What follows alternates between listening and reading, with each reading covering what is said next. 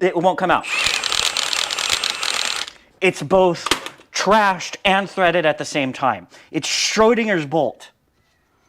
This is ridiculous.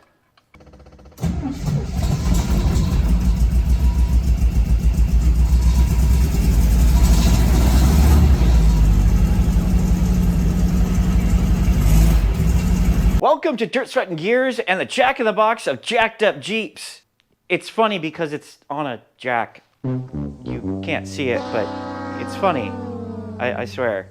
We are here with my 1999 Jeep Wrangler Sahara. I've had this for about 10 years now, and out of all of the cars in my fleet, it has been an absolute workhorse. I have basically used this thing as a truck, and I really haven't done much at all in terms of maintenance. The AMC motor is really stout. I've been able to tow way above its rated capacity, which is probably very dangerous. But it seems the years of neglect and abuse have finally started to catch up to it. See, the problem started a few years ago when I loaned my Jeep out to a friend of mine, and I had just put in a brand new clutch. It was maybe 10 days old. And I loan it to him, and then the next day he calls me and says, oh, I was in traffic and it doesn't move when I let out the clutch. I tell him, that's weird. That's a brand new clutch. And so I go out to meet him, and it turns out he had completely roasted the clutch off. It's hard to describe, but when we took the transmission off, there was literally no material on the clutch disc of a brand new clutch. And that day, it turned out he had overheated it, and I think that did a lot of damage because ever since then, this thing has been unreliable. It has overheated going uphill, especially when the weather is hot. And since today, the weather is going to be about 100 degrees, you really can't drive it very much.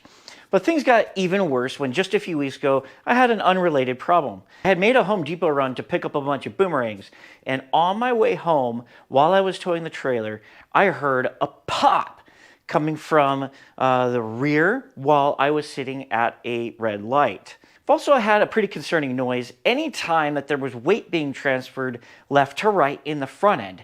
And if you know anything about Jeeps, with a solid front axle, transferring weight left to right is basically every second of your experience. So that is really annoying and really concerning. So I've brought the Jeep into the garage, and we're going to take a look at everything that is wrong with it, because there is quite a bit wrong with it.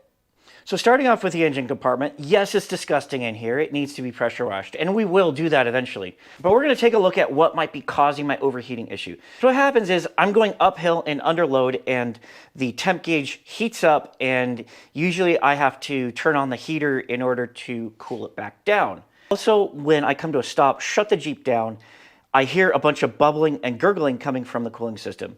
So let's pop off this cap. And we're just going to take a look. The coolant is orange, so, I mean, this really doesn't tell me a whole lot, but smelling it, it really kind of does smell like there's fumes that don't belong there. I did do a block check on this, and it came out clean, but that doesn't, for some reason, that isn't doing it for me.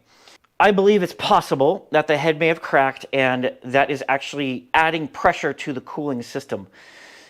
I could be wrong, and that's really kind of a wild-ass theory at this point, and that's something that we're going to go full in on at a later date. So that's one problem that is kind of deferred. It does drive, it just, you got to be very careful, and you got to be very aware of what's going on. So I can make Home Depot runs for lumber with the engine exactly the way it is, at least for now. Let's move on to the suspension. So the first thing I did was jack up the front end and take the very, very large wheels off. I was mostly concerned with the brakes. I wanted to make sure that this thing stopped. Stopping, I hear, is pretty important, especially when you have an unnecessarily heavy vehicle like this. And so I wanted to take a look at the brakes, the ball joints, and all of the steering stuff, because I was kind of afraid that I might get death wobble. And most of it checks out. You'll notice that the control arm bushings are a little bit dry and cracked, That's probably something that I should address at least eventually. I don't think I need to do it right now, and I'm really hoping that I can defer this until I get a lift because my jack just doesn't go up high enough to get underneath the frame of this. And so what's the problem here? The noise is coming when I have a weight transfer from left to right. So that to me says sway bars. So I went to immediately disconnect the sway bars. So immediately I went to disconnect the sway bar, and my theory is that the noise will go away. And by the way, we have our smoking gun for that hypothesis. The sway bar bushing is totally pinched and folded underneath here. I'm hoping that just replacing the bushing will solve this problem. But it also looks like there might be damage to the end link, so maybe I'll have to replace the end links. But we'll see. For now, we're just going to leave this disconnected because we've got bigger fish to fry. So the next thing I want to look at was the rear brakes. So I jacked up the rear end, took the wheel off, and the brake drums came off no problem. And so we're looking at the passenger side right now. Everything actually looks fine aside from just being old and dirty. The shoes, in fact, also have a bit of life left on them. So this side really isn't a concern. Let's go take a look at the other side. So we were here on the other side, and first thing that happened was, well, stuff came out. And I'm pretty sure, I mean, I'm not a Jeep guy, but I'm pretty sure that when you take a brake drum off, stuff isn't supposed to fall out. So we have, well, kind of a problem here. We've got broken springs, we've got things falling out, and this is just a complete mess. And in fact, it's actually quite dangerous because it seems we're losing fluid. You know, I think that's just what happens when brake hardware breaks and not in the way that it's supposed to break. It's the other spelling of brake.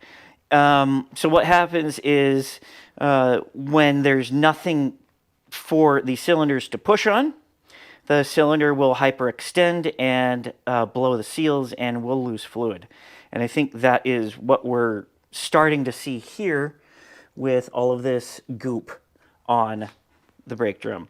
So when I set off on this venture, I just wanted to diagnose it. I didn't really want to fix anything, but when I saw that brake drum, I kind of realized that this is unsafe, and this can't leave this garage because I live on a pretty steep hill. So I kind of need brakes. That's pretty important. And considering drum brakes are like 40 pieces that you have to assemble in a very specific order, I'm not really feeling great about this, like at all. So I got a disc brake conversion. This is a kit by G2 Axle and Gear. This is a rear disc brake conversion for the Jeep Wrangler TJ.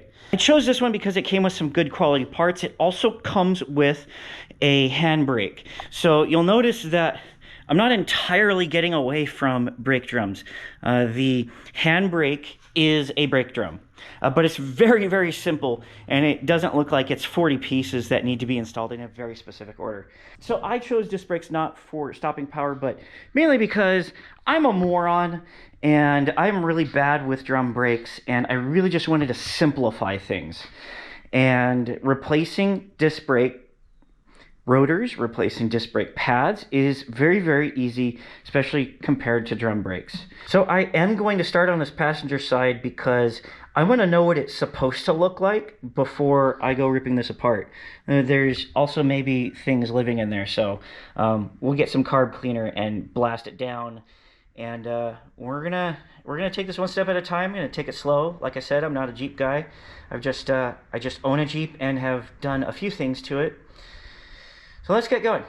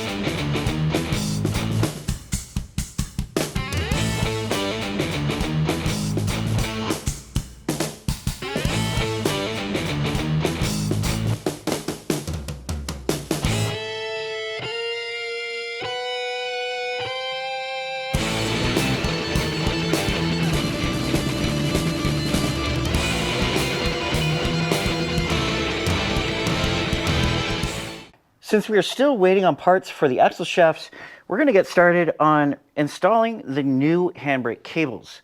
Now the handbrake cables connect up here, and it's pretty straightforward. They just loop around to around here on the other side of the axle here, where you can see that I had cut the driver's side. I cut the driver's side because, well, we weren't going to reuse that one. We were going to install new ones, so it really didn't matter.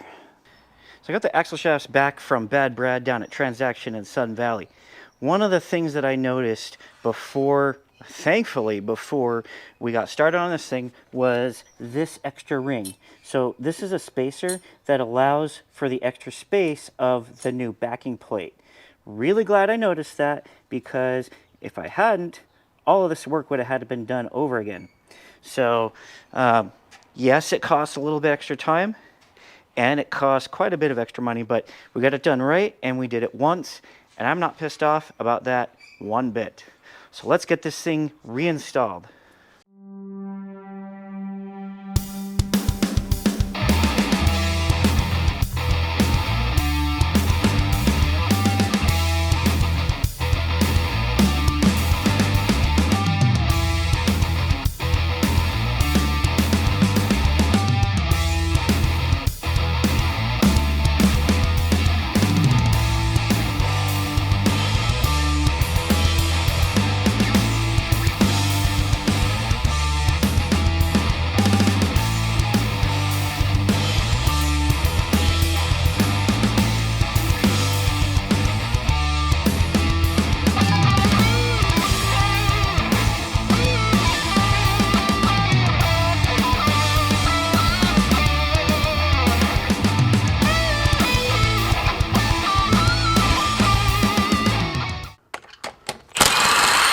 No, nothing.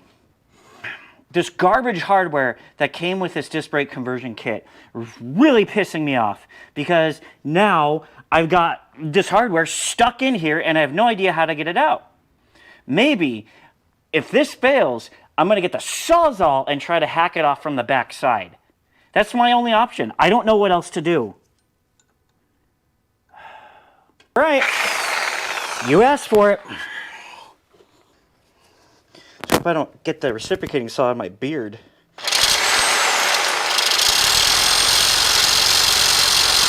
This is my favorite thing to do ever.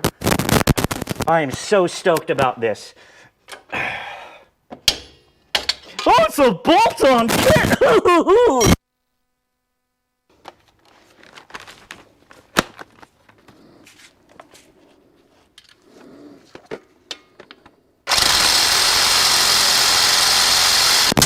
This is ridiculous. Why is this my life? You have got to be kidding me.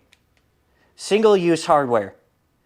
This is using the supplied bolts with the supplied nuts. That's what happened to this. I tightened it exactly to spec, which was 30 foot-pounds, and I got this bullshit. And I've got one that's stuck in there, and I have no idea how to recover it. So I didn't cut into the axle too badly. I did get it pretty good here, but this thing is plenty thick enough. So I just got to spray some Prima on this, and I think I'll be fine. So you all saw that I just had my safety glasses, right? Well, I can't find them. So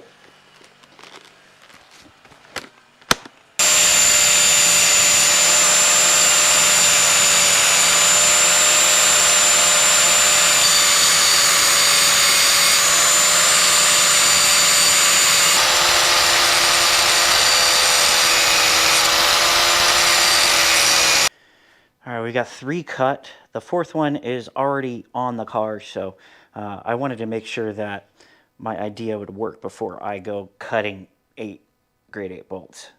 So it looks like it works. Let's get this on the car. So really quick, before I report my progress, the reason why I'm so gung-ho about getting this Jeep done today is because tomorrow we have an inspection on electrical, which is right there. There's not a lot of room there for an inspector to get there and inspect, especially with the sheets of plywood blocking more electrical stuff. So I really kind of need to get the Jeep out of here so that I can get this car down on casters and roll it over. So if I can, even if it's not completely done, if I can find some kind of temporary solution, I would be freaking thrilled. So with that out of the way, let's talk about the hardware. I have done the cutout on all of the grade 8 with the grade 8 nuts. This one right here gave me just a little bit of trouble, but I don't think it's going to be a problem because it's grade 8. It's a lot more resilient than that paper mache trash that came with the kit. So with that on, we can move forward. So if we swing over here to the passenger side, we'll see that I have already done some work. So I put the rotor on already. The rotor is supposed to have just a little bit of drag on the drum as it's going in, and that's what I felt, so I put it on. From there, I connected the handbrake cable. That's just this stupid thing with the little wires that push through. You just gotta push it through and hook it on there. The handbrake cable is not fully installed on the other side. I still have more work to do over there. And obviously we have the pariah, which is our brake line. I have no idea yet what to do about that, but I'm gonna circle back to that. I put the caliper on. I had to take the pads off and put a little bit of grease on them, as well as grease the through bolts that are being used as the pins. I'm pretty happy with that installation, so I'm going to keep moving forward on the other side. Once I get the other side to this point, the next thing that I'll do is the handbrake. Okay, so I want to make something clear. Do not do this. Should absolutely not just run your existing hardline into the new caliper. That said, I am running short on time, and my goal right now is not to get this thing on the road. My goal right now is to get this thing back together so that I can pull it out onto the driveway and then out to the wasteland, and I can circle back to this at a better time. The instructions want you to buy a new hardline that is made for Jeeps with rear calipers. I believe that's a Rubicon. I could be wrong. That's something I'm going to double check. But it calls for you to buy the new hardline and then weld a little tab for the flex line connection somewhere on the axle. So we are going to do that. Just can't do that right now. Obviously, I don't have a welder. I don't have, I don't have the new hardline. I could fabricate one, but that's also going to take more time than I have. So that means we need a little bit of luck here. I do have the handbrake cable routed. I think it works. I haven't yet tested it. So we're going to test that, and then we're going to bleed the rear lines, and then we're going to probably move the Prelude so that I crash into the house instead of my Prelude. Maybe I'll put the Miata behind it. The Miata will catch a Jeep, right? Yeah, the handbrake does basically nothing. All right, I'll need to revisit that. I'm terrified. The idea, I'm hoping to just not use the brakes as little as possible. Once I get going downhill here, I'm going to put it in second gear. That way I can rely on the clutch to slow my downhill descent.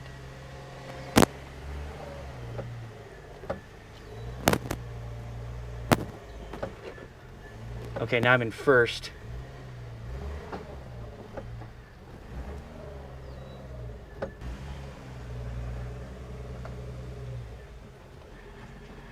But the good news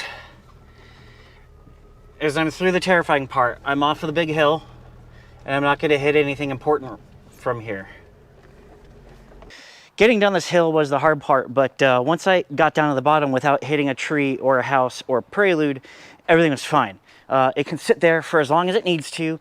I'm going to go ahead and order the rear brake hardline that I'm supposed to order, and then we're going to finish this up the right way.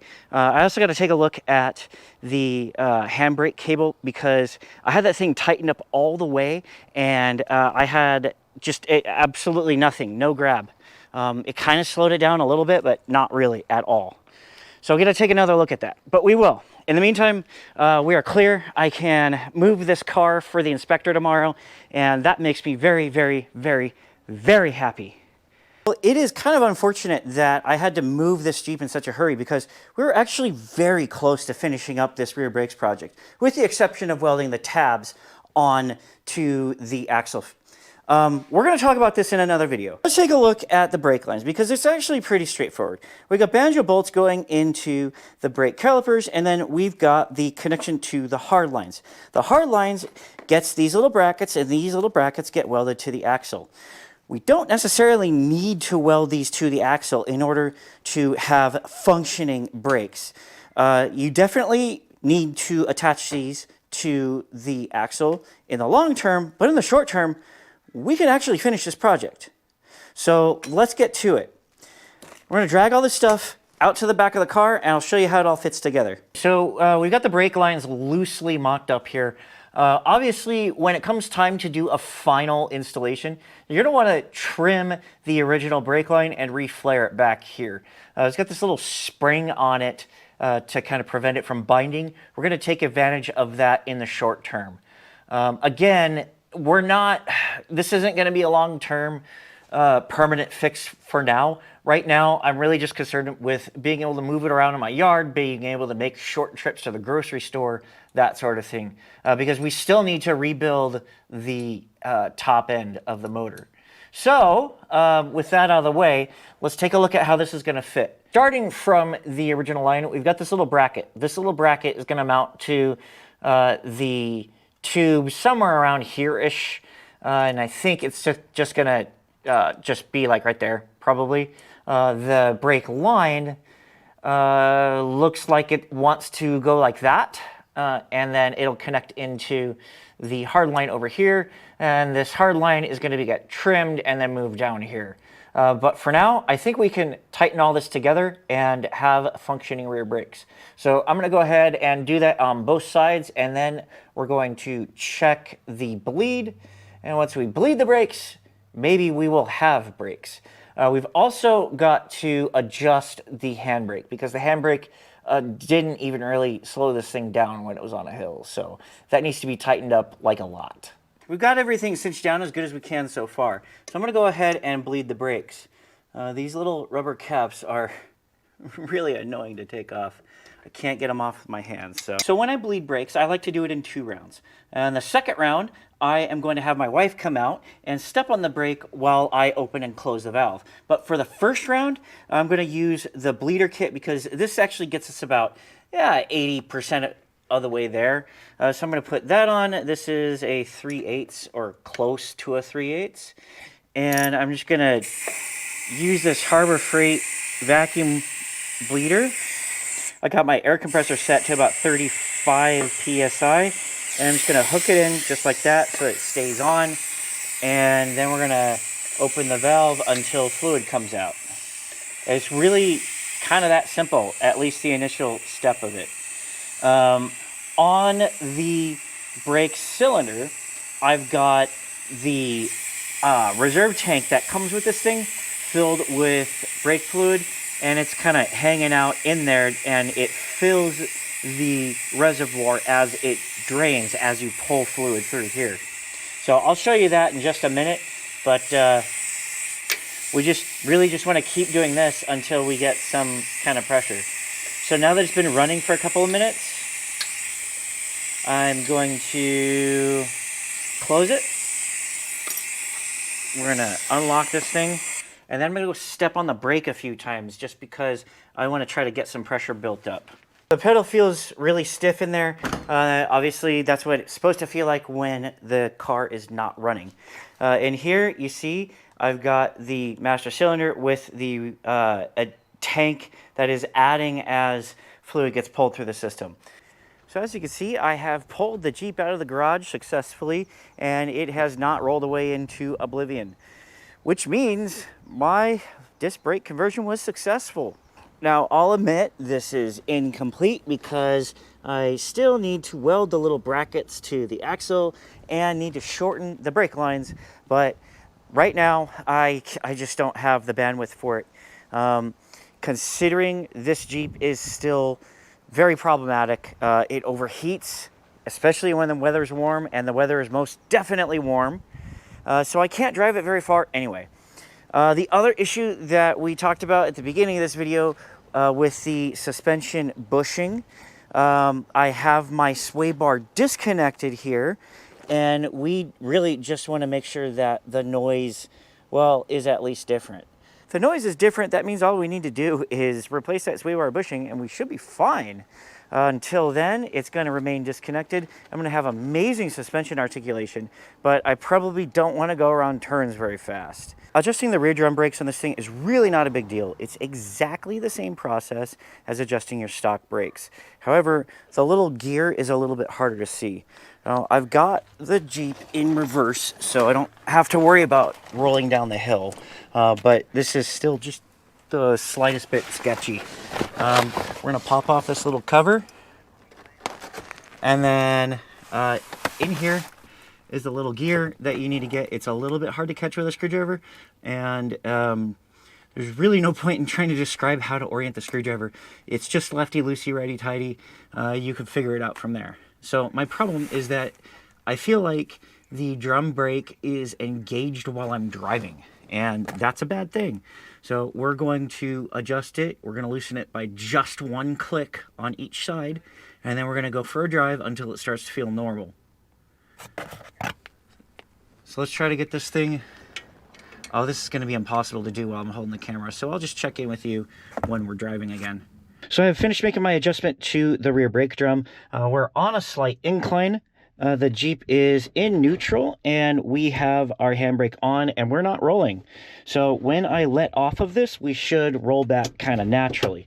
Get my foot on the brake. I'm going to let off the brake. And just knowing this incline and having driven many, many cars up and down this driveway, this actually feels pretty natural. And then when I hit the brake, we stop. I did not hit the foot brake, only the handbrake. So this is really good, really promising news. Let's take this for a drive and see what happens. And so where I think I went wrong is I may have gotten bad advice from YouTube. Go figure. Who would have thought that people would give shitty advice on YouTube? And the indicator that I was getting shitty advice really was that the guy was trying to tell you how to orient the screwdriver to adjust the drum. He was telling you, you know, put it in the up position, and it's like, dude, you know, you gotta just know lefty loosey, righty tighty. You turn the gear to the left to loosen it, you turn the gear to the right to tighten it, and really can't be more complex than that. All right, so we are up to speed about 20 miles an hour. Gonna hit the brakes, and it stops nice and straight. It's pretty normal, at least it's exactly what I remember it being before I did the rear conversion. So that's promising news. That means that at the very least I didn't make it worse. And speaking of the performance, this is not a performance upgrade. This is a make your life easier in the future upgrade, because drum brakes are really complex, especially on this Jeep, and I suck at drum brakes. I know it is a talent that you acquire over time, and it takes some practice, and I'm an amateur. I suck at this. So I wanted to make my life easier. Now we still get that violent acceleration under load. This could be a problem with the drive shaft, even though I have taken my drive shaft to get fixed up and balanced and all that. I guess the guy just does shitty work. I don't know. We're gonna figure that out. I may just have to take this Jeep to another shop, because I don't do drive shaft work. I obviously can't balance it because I'm not a machine shop. The noise from the front suspension is more or less gone.